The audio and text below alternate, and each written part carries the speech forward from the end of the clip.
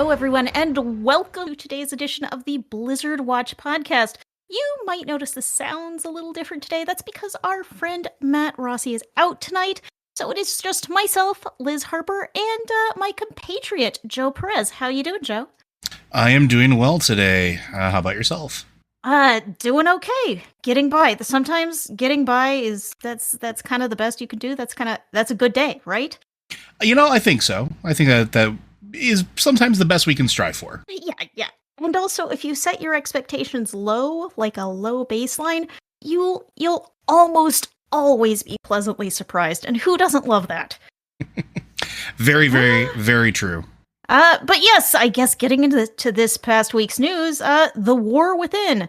The beta is starting this week on June 5th, which, we kind of suspected the beta had to be coming pretty soon because Blizzard was rolling out alpha content kind of in these zone-sized chunks every week, and we kind of ran out of new zones. So yes, the beta is launching this week. The alpha servers have gone down in preparation for the beta, which will be up tomorrow as we're recording this, or by the time you're listening to this. Beta should be live. Does it feel like this was a shorter alpha cycle? Because it feels like, I mean, I don't know if I'm just losing all concept of space and time, which is entirely possible, nay, probable, but like it feels like this was really quick. And I mean, not that I'm complaining, because beta access usually means more people get invited and get to experience the content, and they get to push it further along so they can get more feedback. And after looking at some of those hero talents, I think I definitely want people to inundate them with feedback, positive, constructive feedback. But yeah, it feels like it was a shorter alpha cycle than when we were doing the alpha content for Dragonflight. Yeah. It was 5 or 6 weeks, I think, we had of alpha. I don't really have any strong feelings here. Like, we don't know how long they've been doing kernel testing. We know they had some closed alpha testing or press before this started. So, I mean, I don't necessarily feel this is a bad thing. This is neutral to me. It doesn't seem bad or good. And we also don't know how much alpha testing or beta testing we're going to get from this point forward. Like, I'm sorry, go ahead. We could have a long beta test, which gets all of our testing done and gets all of that feedback in. Honestly, you're talking about talents. Talents need a lot of people slamming them and getting feedback. I think it takes a lot of people having lots of different experiences and opinions to get good feedback on that stuff. Mm-hmm.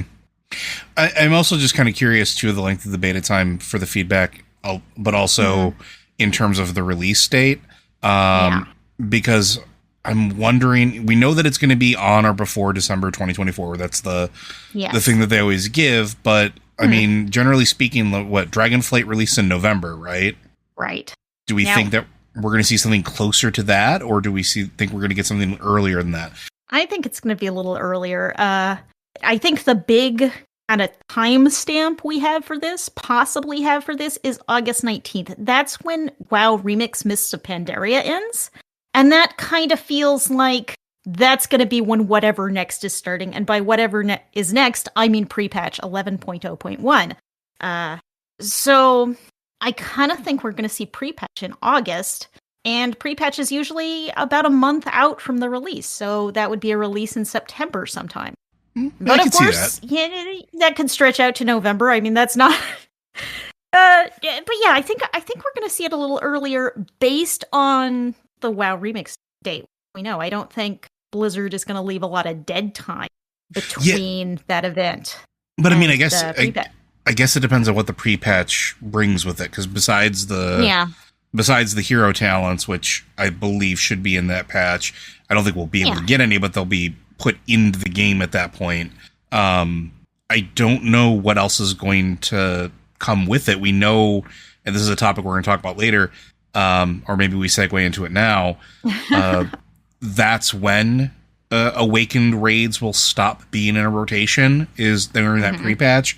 I guess I don't know pre-patch to release how much time they're going to give, because there's still a ton of stuff to do in Dragonflight, even if you've been playing it all along. And I mean, do they try to milk a little bit more out of the current expansion, or Do you rush the new hotness?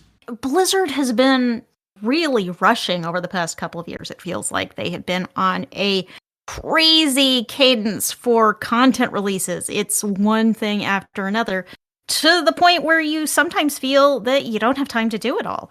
So I have definitely not done everything Dragonflight has. I have not maxed out my Loam reputation. I haven't maxed out my Amirdrasil reputation, Dream Wardens. So I have things to do. I have not gotten Tyvan, the goodest boy. There's plenty I could be doing in WoW, but, right now I'm distracted by WoW Remix.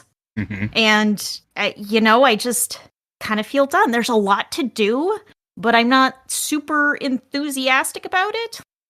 Okay, that's there. I could go work on that. I could do that, but I kind of don't feel like it. Well, it's totally fair. And I mean, it also begs the question, too, of, I guess, when, and again, I'm all over the place today, so I apologize, folks at home. We talk about the end of WoW Remix, and I was thinking about Plunderstorm.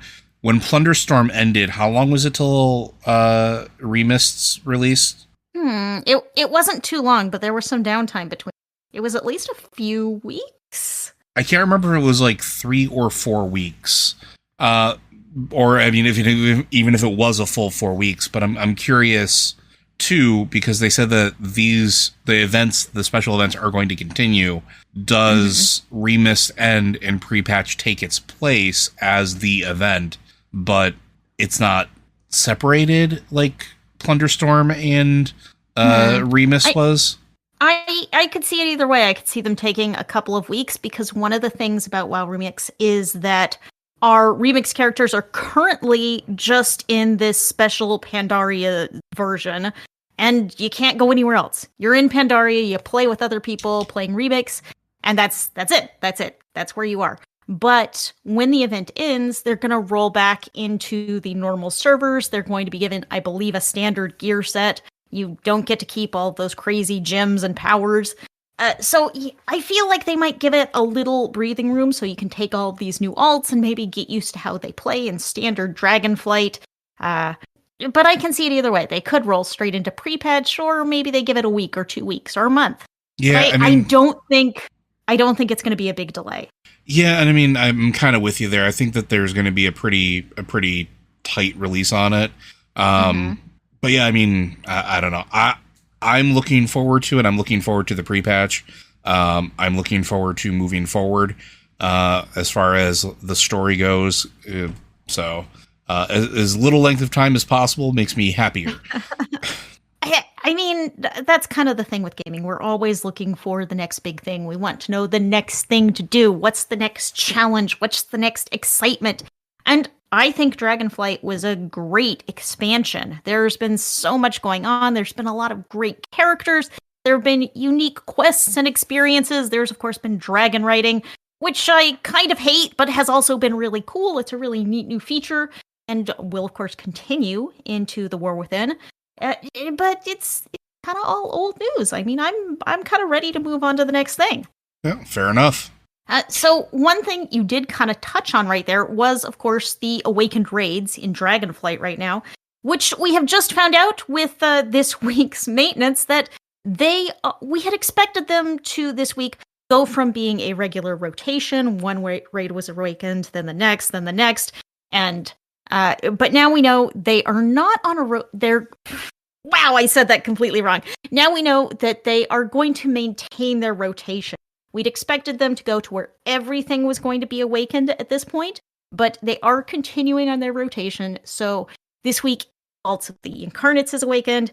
Next week, why do I blank on these things as soon as I'm supposed to say them? It's like the second before, and it goes away. That's the podcaster's curse.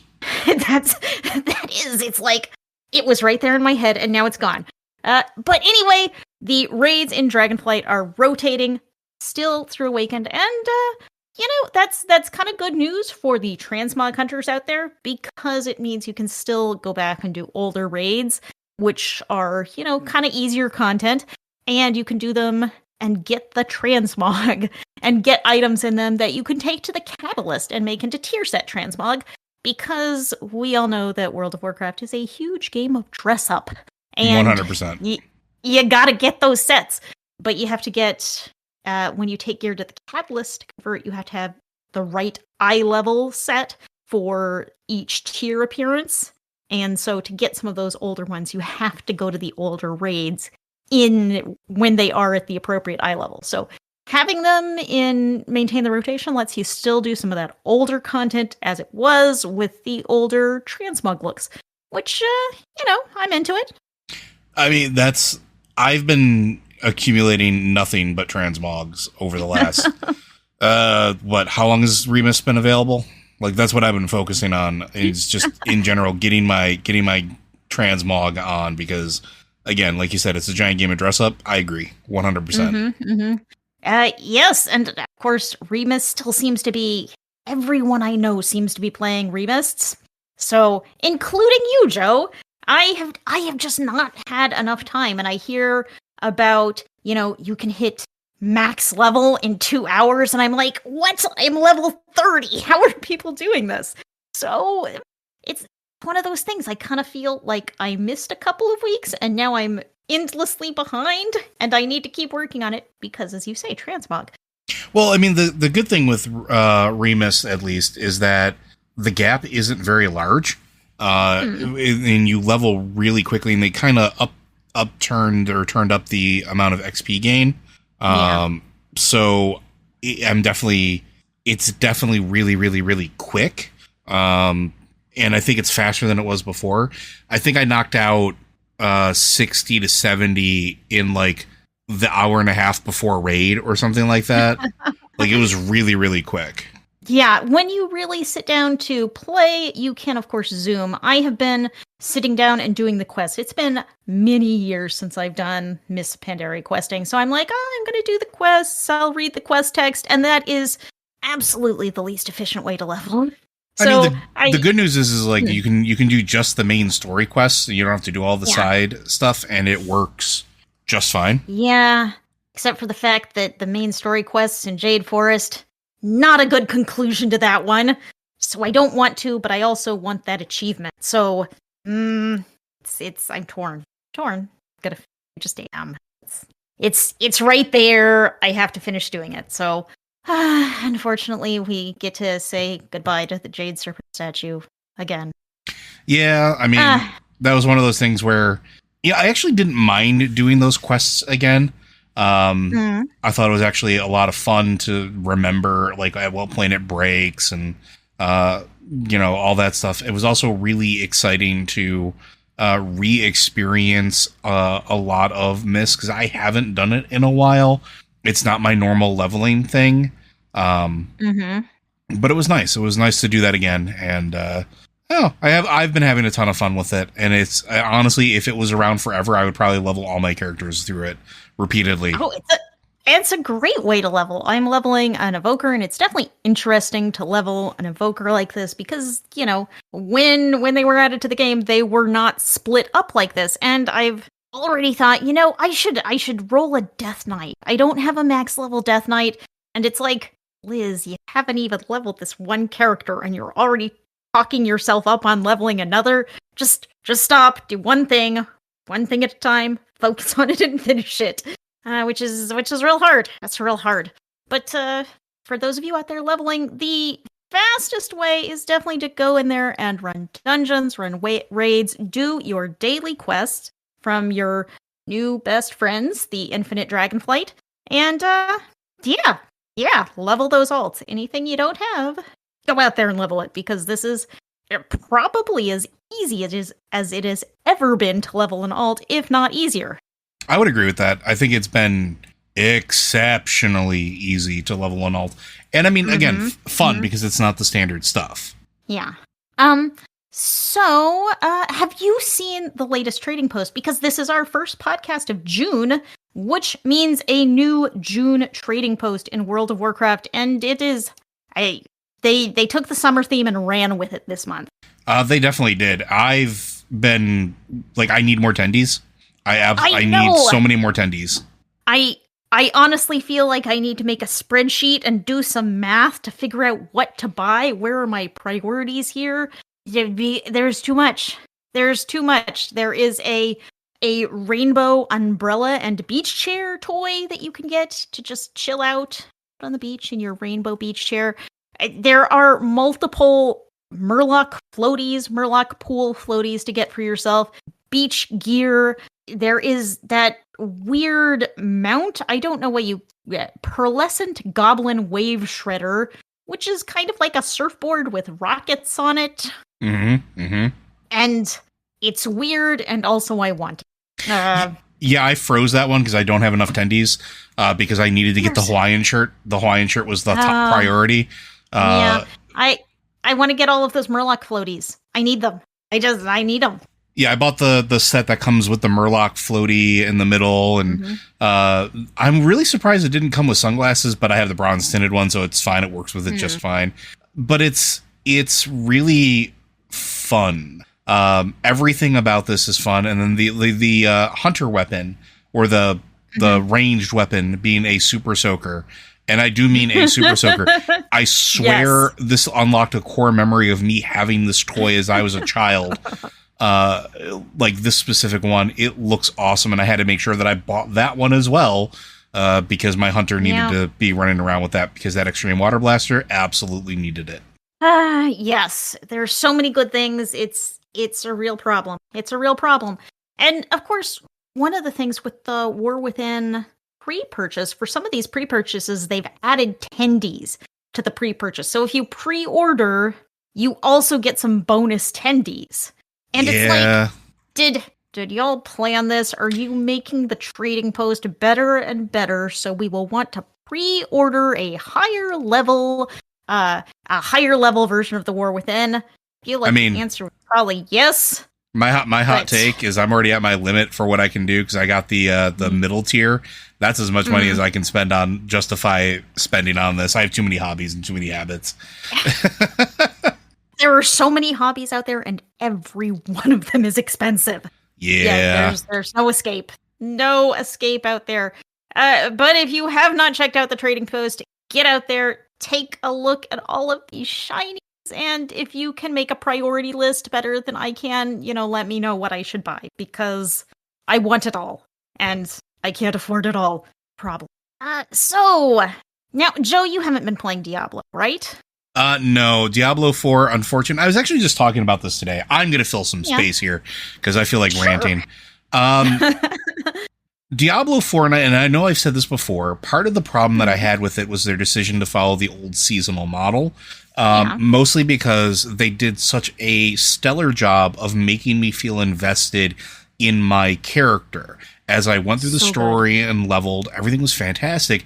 But I'm so invested in this one character the same way that I was invested in my characters in Diablo 2. They nailed that nostalgia feeling for me in a way that I had been begging for Diablo 3 to.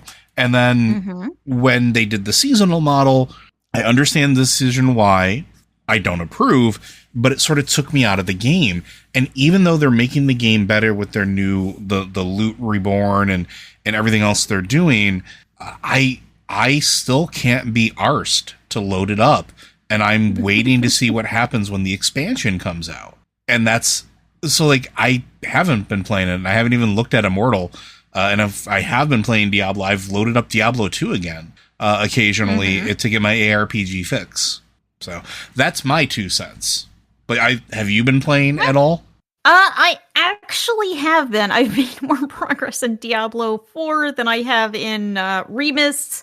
And I think one of the reasons that I pick up Diablo 4 instead of other games sometimes, this is also the reason I play Hearthstone a lot, I think, is that I can pick it up and play, and it doesn't require a lot of effort or brain power on my thought. I can jump into a game of Hearthstone Battlegrounds, or I can jump into a necromancer slaughtering everything by just clicking that one blood surge button over and over. I don't have to do much. It's like the end of a long day. I can just be like, bang, I'm gonna hit this one button, everything around me is going to explode.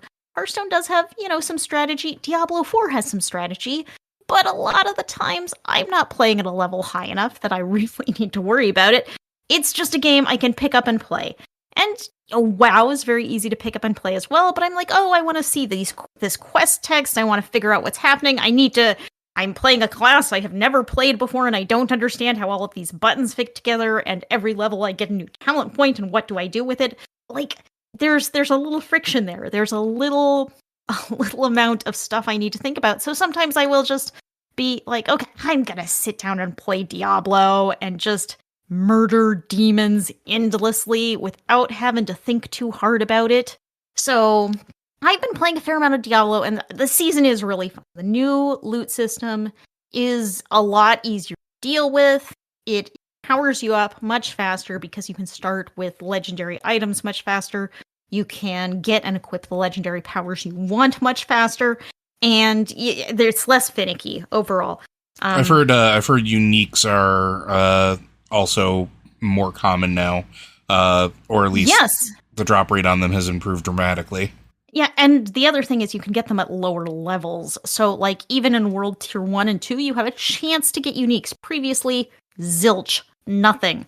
So, even at those lower gameplay levels, you can still get these cool things, experience this, when before it had really been locked until you opened World Tier 3, which, that takes some time and effort. Though, I did just see posted today that Rax, who's a Diablo streamer, has beaten the first Diablo 4 capstone dungeon at level 1 this season, with a combination of legendary abilities and tempering powers, which, of course, if you get them on one character, you can get them on your other characters, so you can really push that and make it happen, which is interesting. Interesting to see how much these gear changes power you up, because I didn't expect this to be a season where leveling was suddenly going to be a lot easier, but it is. It's I actually think there's a chance I'm going to hit 100 this season.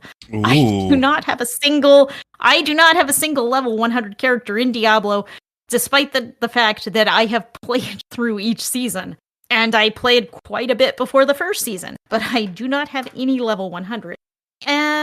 But I'm doing pretty good, and also it's Diablo 4's first birthday coming up on June 6th. And, surprise, they're holding a party, and it involves treasure goblins. Well, I mean, what else is it gonna need? I mean, all you need in life is treasure goblins. Treasure goblins are the original loot pinata. You hit them and gold falls out. And, so during this event, which runs from June 6th to June 13th, there will be extra treasure goblins everywhere. They are going to drop more gold, they are going to drop better loot, and you will see, more of them. They'll show up in multiples, and there will also be more greed shrines to click and get more loot. Who doesn't love that? So, June 6th to 13th, more treasure goblins. After the treasure goblin event, we are getting Mother's Blessing back. That is the event that gives us bonus experience and gold. You get 25% more gold from kills, and 25% more I got that mixed up. 25% more experience from kills, 50% more gold from kills.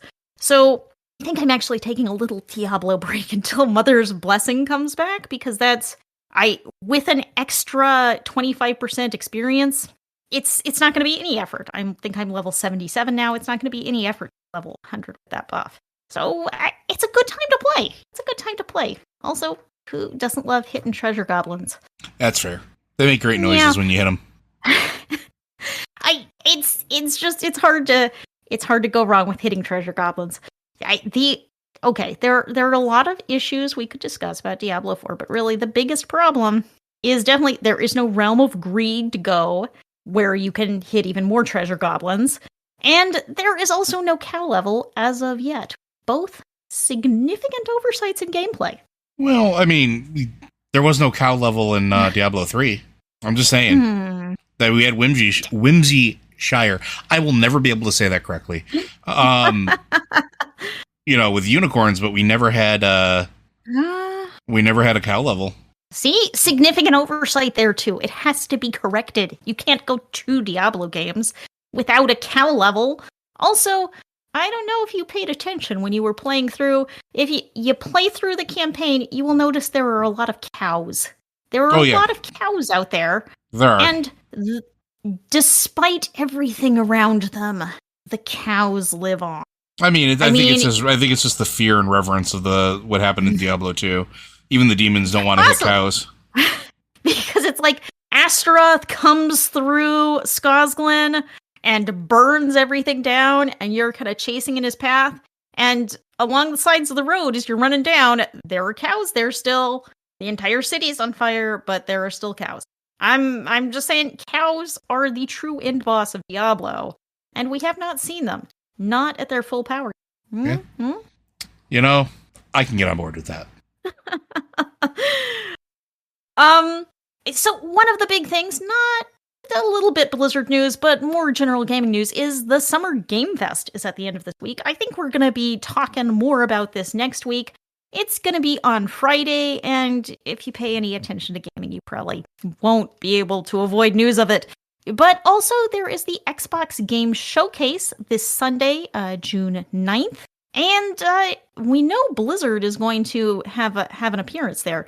We don't know what they're going to announce, but I feel like we're going to get some release dates. I strongly suspect by the next podcast we will have a release date for the War Within and maybe the next Diablo 4 expansion. What do you think, Joe? Are we that close to getting this info? I think those are very, very likely, and with the announcement that BlizzCon is pretty much done and over with, and we're not going to get another BlizzCon, at least for the foreseeable future, this seems likely. And we talked about this before, where we do believe that events like this, like Summer Game Fest or E3, whatever E3's remains or rises from its ashes, that takes its place. This is probably the closest as what rises from E3's ashes at this point. And this would have been, we're kind of in E3 week right now, but that's instead true. We have, this is kind of just appeared. But well, I think this is what we will see more of for the excitement, where these are the things that we're releasing, these are the things we're working, especially whenever there's an Xbox or a Microsoft special anything. So so are there any other games you're hoping to see at Summer Game Fest this year? Anything you're excited about? I don't know. So there's a lot of stuff that could be talked about during the Summer Game Fest. There's been plans, and we haven't heard anything new about what's going to happen for the next God of War games. True. I would be interested to see if we have any sort of news on that. I would actually be interested to hear things that Larian is working on, or what they have in the works, because we know that they're not doing a DLC for Baldur's Gate 3. In fact, we know for a fact that they're not doing anything for Baldur's Gate. We did get an announcement this week that the next patch will add mod support to the game, letting kind of the community take the wheel and do more modifications to the game. But content-wise, I guess I'm curious about that, what they mean by it, because there's already mod support. Yeah, I don't know. It's a mystery to me, but that was a big announcement for the next patch. I know I saw a lot of excited people talking about it. So we'll see. We'll see what kind of extra support it gives and what sort of crazy creations happen from it.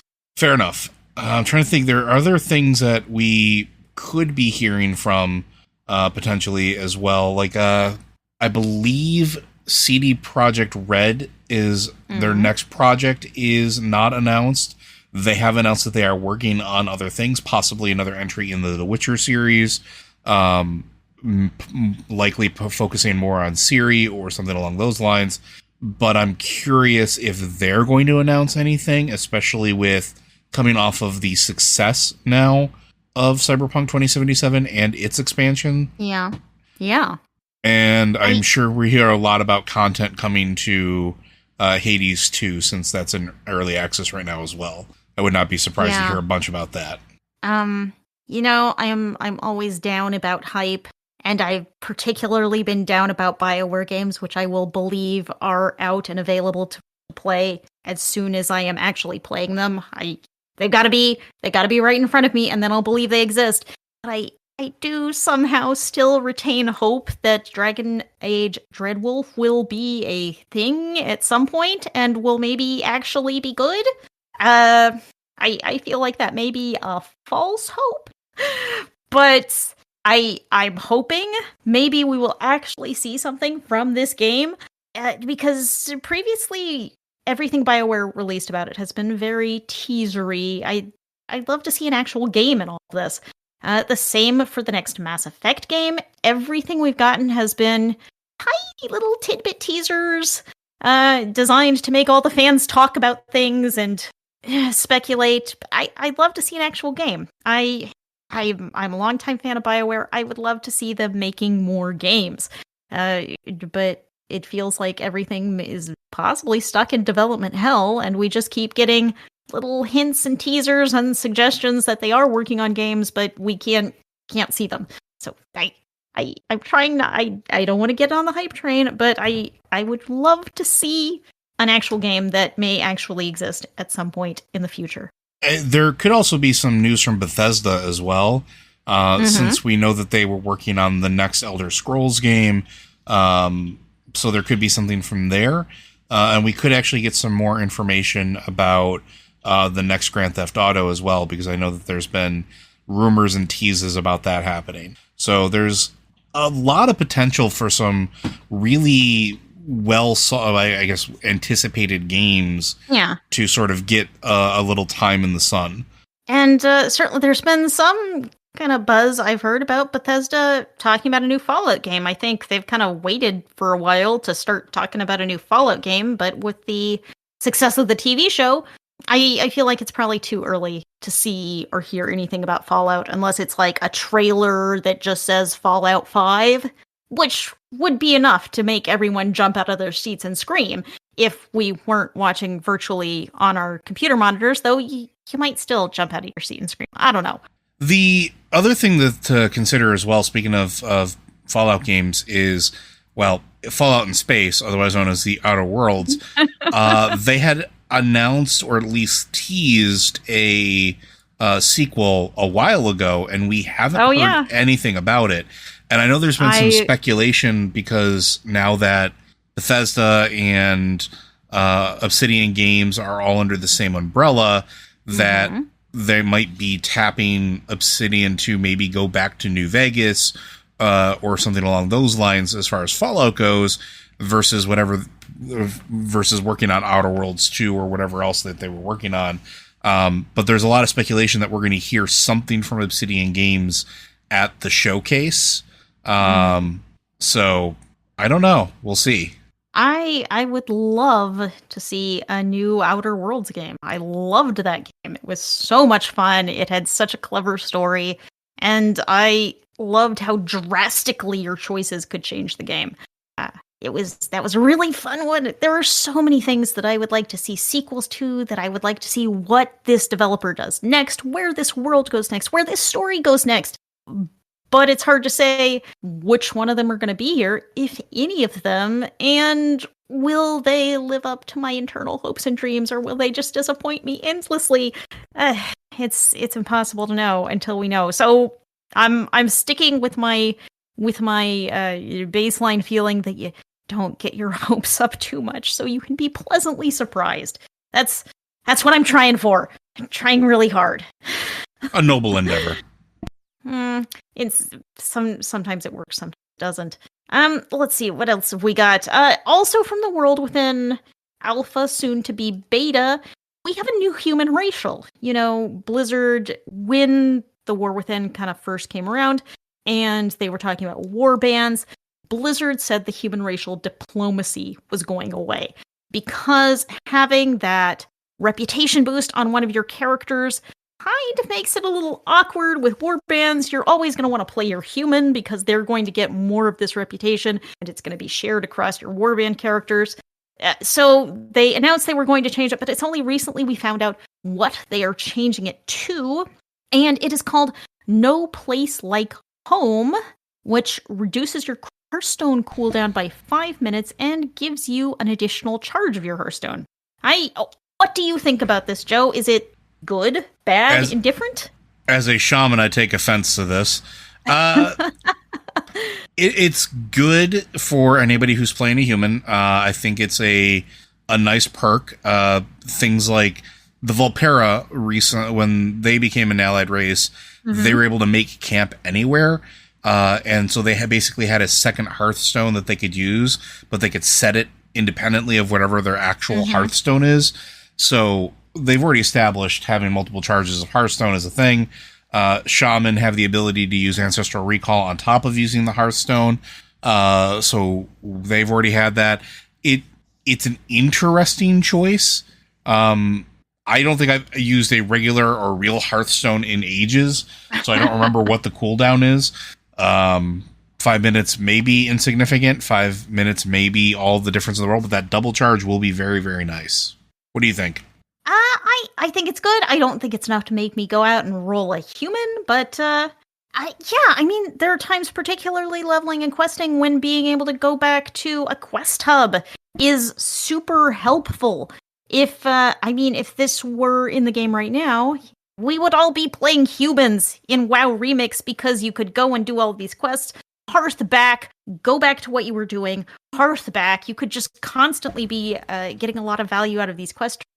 I think it's one of those things that probably loses value at max level because we have more ways to get around, and you don't need to, go back home as often. You're out doing things. You don't necessarily need to port back home quite as often. And the Hearthstone cooldown is already fairly low, though now that you've said that, I'm not remembering. I think it's like 15 minutes, right? Yeah, I rarely hit the Hearthstone cooldown in game, so I don't think about it. It's 15 or 20 minutes, which is, that's pretty low. But, so peeling 5 minutes off of there and giving you a second charge, you'll be able to go back home as often as you want. Almost as often as you want. Definitely as often as you're ever going to need. It's nice. Like most racials, it's a nice little perk. It's not going to make or break the.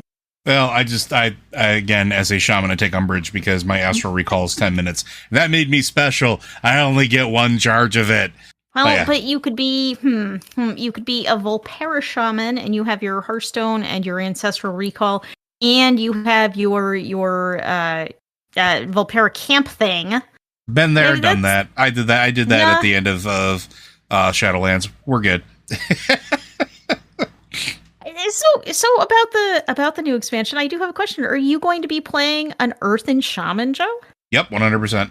Well, maybe. Strong maybe. So thinking about it, one of the things that I think is really good, and this is sort of the min-maxy me, I really, really like the Fireblood racial from the Dark Iron Dwarves. It's very, very good in raids. It clears debuffs and gives you intellect, and that's massive. It's not an insignificant amount of intellect either. I think it starts at 225 if you have no debuffs, but every debuff you clear with it adds to it to a maximum. I think it's like 2,000 intellect or something like that. That is a lot. It's a lot, and that's a really, really hard thing for me to give up because I use it so much. But I do really like the Earthen Allied race as far as their looks go. I think that they are really, really cool. Some of the customizations we've seen are awesome. I like their little Rocky Ram Proto Ram mount that you can get. I do really enjoy them. There's a non-zero chance that I will wind up becoming an Earthen at some point because this is what I do. And of course, the Earthen racial lets you eat rocks instead of food. Yep. Because I love it. You eat rocks and they give you buffs. You don't eat food, but your rock created buffs persist through death. And if you don't like this buff, just go eat another different rock. It's all good. It's ridiculous and I love it. Yeah, ingest minerals. You are always well fed, but you cannot consume food. Activate ingest minerals, consume a gem, and change the benefit granted to you by well fed. If it's an amber, you get stamina. If it's an emerald, you get haste. If it's onyx, you get mastery. If it's ruby, you get critical, crit strike. And if it's a sapphire, you get versatility. They're also probably going to be really good tanks. They get a base armor increase by 10%. They get 200% experience, at least from the last we saw, for exploring, which is kind of cool. And the Azurite Surge is interesting. Go ahead. I don't feel like the exploration XP is going to really, be a make or break. It's kind of a cool little ad, but I agree. I agree. But then the Azurite Surge is interesting because you essentially Care Bear stare whatever you're looking at. So it either deals damage or heals allies. So it's kind of an interesting choice. We'll see. We'll see how they look when they come out, or when I get a chance to play them, which I haven't yet because, well, I wasn't in the alpha, and I'm not holding out hope for the beta. Oh, well, about the beta, one thing that we do know based on everything Blizzard has done in the past is that when the beta opens, they're going to send out some invites to folks. And from there, they'll send out additional waves and additional waves. They usually expand the beta pretty slowly, but they keep expanding it. So if you want in the beta, everybody go out there and sign up. Go to the War Within website, and there's a sign up on there, and you will hopefully get access. Maybe not immediately, but don't give up hope if you don't get access immediately, because they do keep sending out waves. And one thing, certainly, as we're all out here hoping for beta access, be wary of scams, because you will find things out there saying, click this link for beta access. Blizzard is never going to do that. All you need to do to see if you have beta access, open your Battle.net client and see if there is a War Within beta client download there. If you have it, you have beta access, but don't click on any links, don't download any files, don't give anyone your username or password in order to get beta access. Just check if you get an email about it and you aren't sure if it's legit, check your Battle.net client. It's either going to be there in the dropdown under Retail World of Warcraft, just like a PTR, or it won't be. So don't get scammed. It's not worth it. You'll probably get beta access eventually if you have signed up. It's going to be there for everyone. So hang out, hang in there, and eventually beta access will come to you. Yep, don't fall for scams. Scams are indeed terrible. Yes, not worth it. And I kind of feel like we've covered the big news of the week, so I think we're going to try to answer some questions. Now, if you out there have questions for us, please, because we didn't get much in the way of questions this week, send us an email, podcast@blizzardwatch.com, with your question. Let us know whether it is for the Blizzard Watch podcast or the Lore Watch podcast, so Matt and Joe can fight over who gets to answer which questions. And if you have a particular name pronunciation, please include it so that we can say your name properly. You can also go into our Discord, into the Q and Podcast questions or the Patreon Q and Podcast questions, because we do appreciate you, supporters. You keep the site going. And post your question there. We will do our best to answer it if we can. So, Joe, would you like to read some questions off for us? Sure. I guess we'll just kind of start on the way down or start at the top and work our way down. So this one comes from Tetsemi. Which would make more sense? Fallout is a simulation in Cyberpunk universe, or Cyberpunk 2077 is a simulation in Fallout universe? And what crossover between the two would you like to see? So this is going to sound really weird. I would say Fallout is a simulation inside of Cyberpunk, if anything, because Fallout has hope. It's a theme through the games where you're facing insurmountable odds, but whether you're the Vault Dweller or you're the hero, the lone wanderer, whatever the case is, there's always hope, and you generally accomplish your tasks. In Cyberpunk, there really isn't a whole lot of hope. Your hope, the biggest thing you have going for you, is maybe you'll be remembered in the afterlife. Maybe they'll put a drink after you. Otherwise, just you like we talked about this during the Cyberpunk episodes where we talked about the new DLC and the ending therein. The best outcome you could possibly hope for is blending in with the background like a normal human. And in a world of Cyberpunk, that is awful. So that's the way I would equate the two, is that somebody in the Cyberpunk universe is like, yeah, this world is kind of crap, but what if this was how it was instead? And instead of having all this, we had retrofuturism, and look, there's hope. We don't have to be miserable here, potentially. It's fine. Totally. I mean, that's kind of the appeal of Fallout to us here too, we aren't taking a serious hard look at the future. We aren't taking a serious look at the problems the world has. Certainly Fallout shows a lot of crazy social problems, but it presents them sometimes in a very comic way. Even very dark things are presented in kind of, I wouldn't call it lighthearted, but it does focus on the bizarreness of it.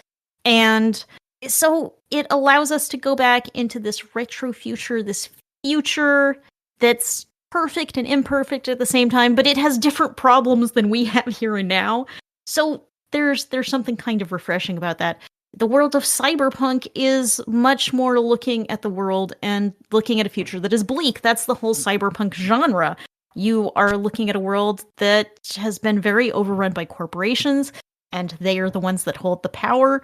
And it's a darker twist on the universe, even though both of these games are very dark. I think I do kind of agree with Joe that Fallout would be a simulation of the cyberpunk universe. But I also wonder if you took the cyberpunk universe and Falloutified it. That's a verb now. Falloutified. Like, what if you did an apocalyptic scenario in a cyberpunk 2077 universe, and now you have the cyberpunk post-apocalypse? What is that going to look like if they burned the whole world down and tried to start over, possibly without these giant power structures that are in place to keep everything as it is? Yeah, I agree. And as far as future crossovers, I don't know that there needs to be a crossover per se in the traditional sense. If they would reveal that Fallout was a game like what is it, Roach's Racing or Roach's Rad Adventure or whatever it was, where they definitely import The Witcher as part of the cyberpunk universe, because the two are related, confirmed. They could have it in there as a video game where you like find it on somebody's thing, their deck or whatever. An Easter egg. Yeah, an Easter egg if they wanted to. But I think that answers that question, so we can move on to the next one here. This one comes from Primus5. Since Xalatath is back and free from Naifu and Mimron managed to save Hadi, what are the chances we hear from Aluneth or Thalkiel from Skull or Minari again? Since the first two have some story tied to their return, how do you think we could bring the latter, and or why?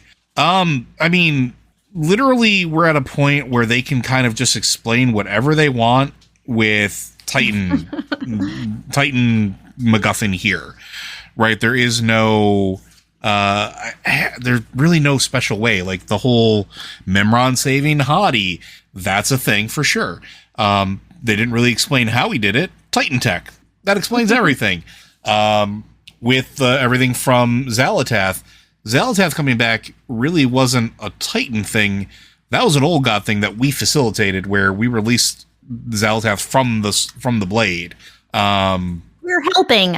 We were helping, air quote. But as far as like Aluneth or Thalkiel, those things could appear back or come back at any point in time. As a matter of fact, like if we're just talking about legendaries or things that were really cool from back during the Legion time, they could explain anything coming back. Like one of the weirdest things to sort of go dormant was Shaldris. I can't remember the name of it. The shaman one, the one where your Resto Shaman legendary item. It was really, or your artifact, it was really, really cool, and it was tied to the Well of Eternity, and it was tied to Azeroth, and then it just became inert because we did the thing with the sword.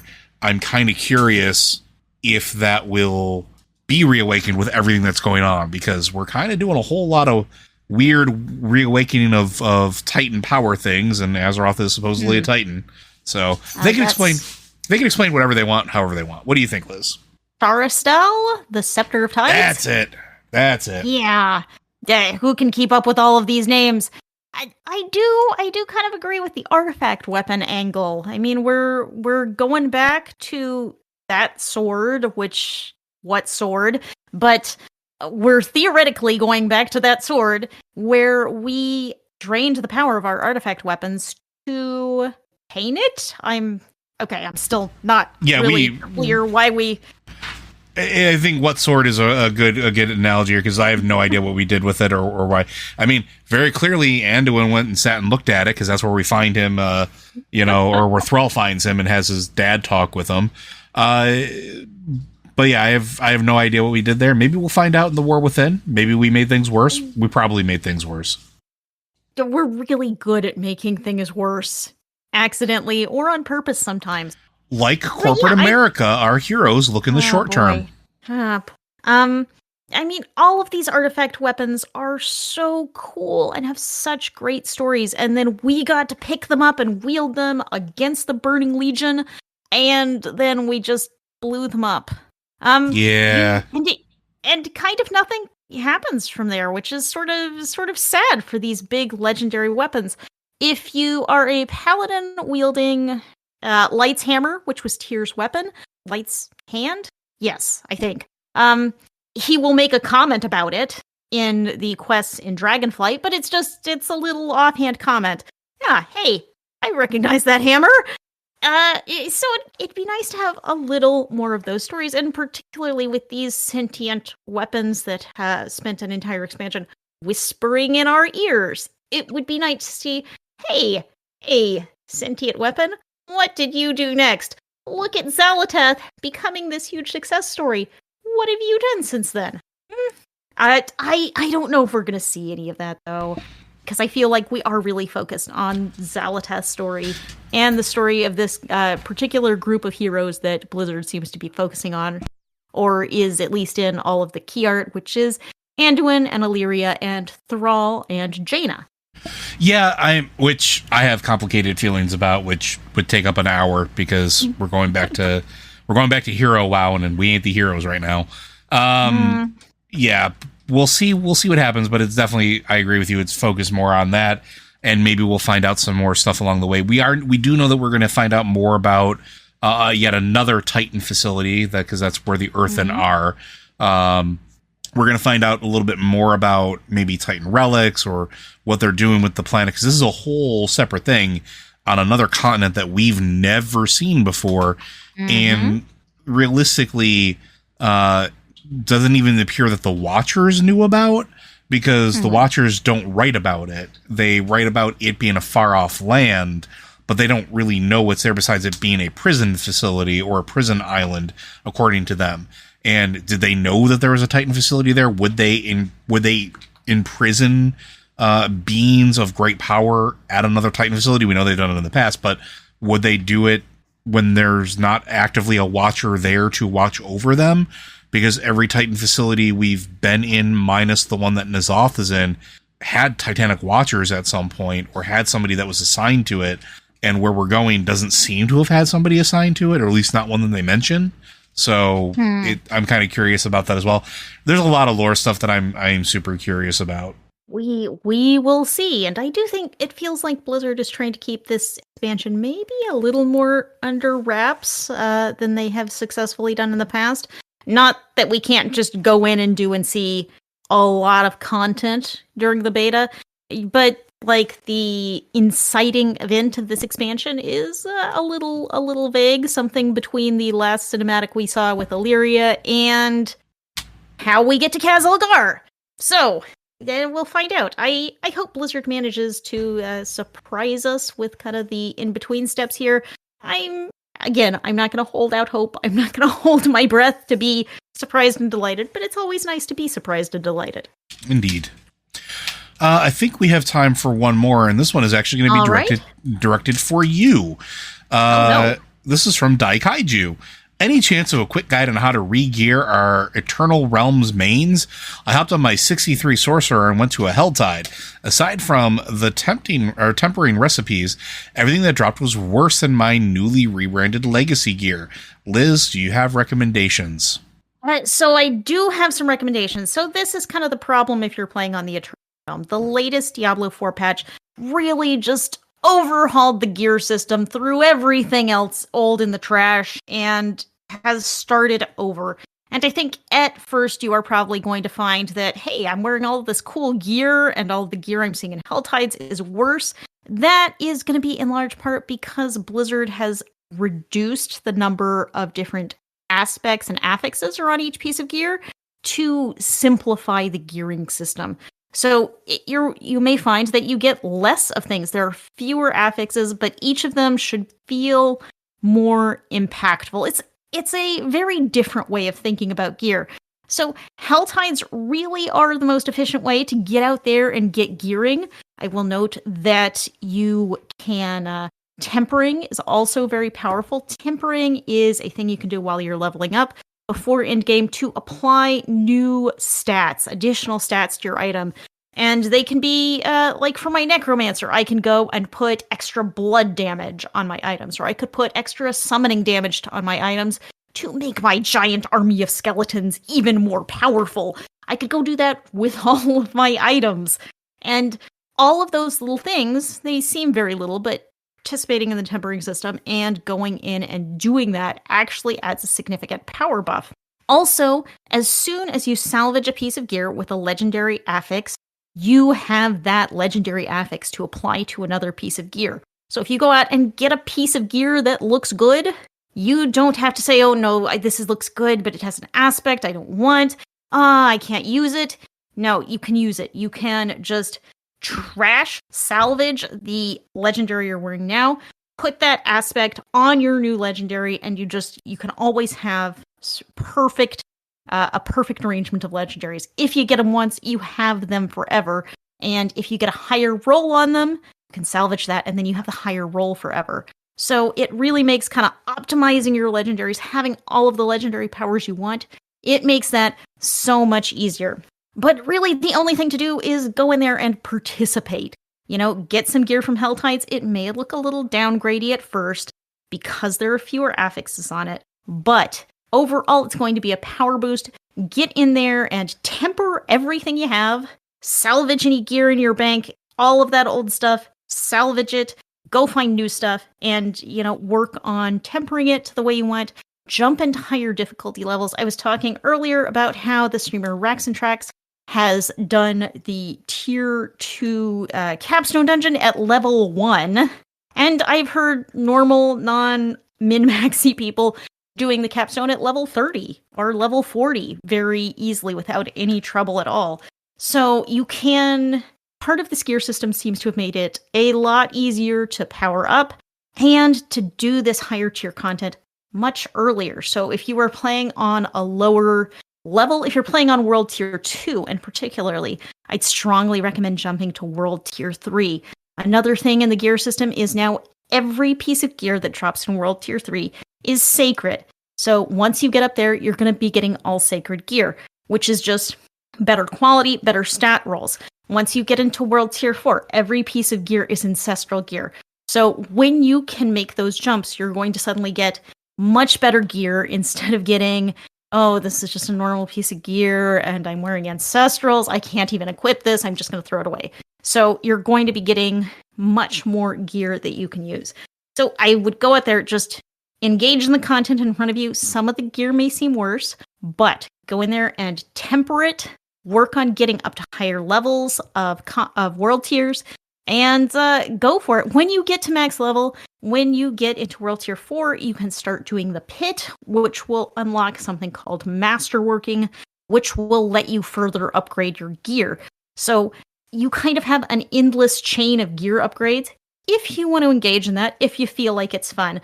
But for now, get out there. Hell Tides probably are the best way to get gear, and just do some Hell Tides, murder some demons, have fun, increase your world tier if you can, and even if the gear seems a little bit worse, equip it, temper it, and keep moving forward. Keep going up those levels and getting better gear. All right, well, thank you, Liz. I do think that that's going to do it for us today, though.